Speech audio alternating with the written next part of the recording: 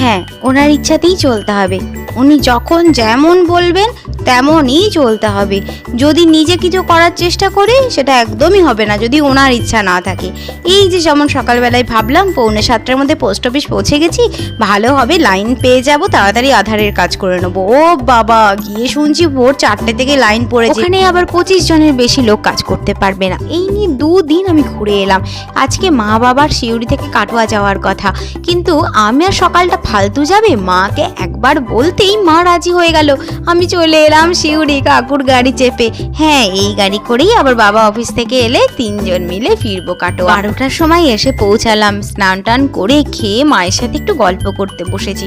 ঘড়ির দিকে তো খেয়ালই নেই, দেখি বাবা চলে এসেছে অফিস থেকে। টাইম দেখি 2:45 তো বেজে গেছে। তাড়াতাড়ি করে রেডি হয়ে নিয়ে এবার রওনা দিলাম কাটোয়ার উদ্দেশ্যে। আজকের ভিডিওটাও এই পর্যন্ত। কেমন লাগলো জানাতে কিন্তু ভুলেন না।